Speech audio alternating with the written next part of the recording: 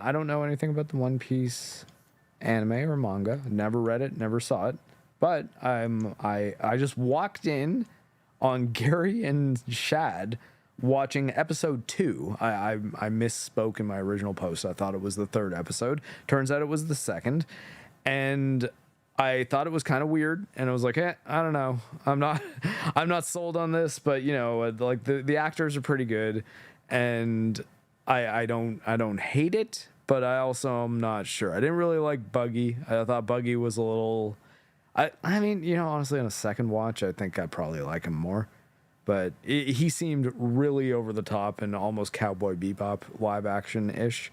So I was like, I don't know. Arlong does look wonky, and a lot of the sets are weird. But I guess what I was starting to see it as was almost it's staged like a stage production about pirates. You know, it kind of works, and it's also in its own world. It's not our world. It's not just Earth. You know, it's this fantasy land in which you're either a pirate or like you work at a bar or something, like a shop in a village, in a pirate village, or you're a marine.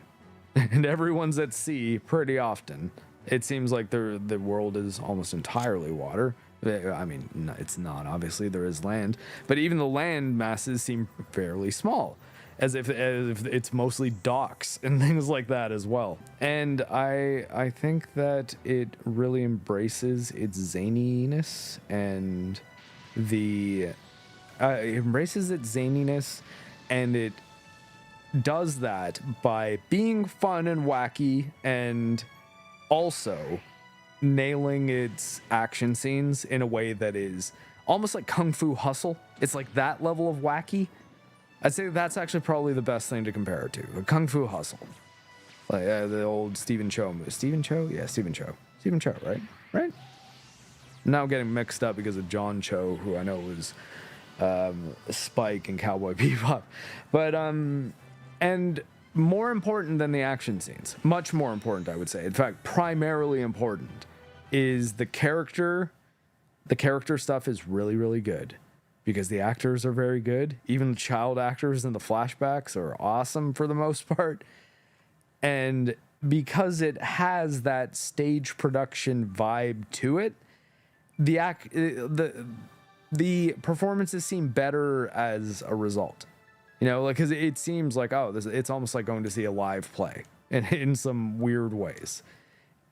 Because it's that level of theatrical acting. And I liked it a lot. And I thought a lot of the story stuff was incredible.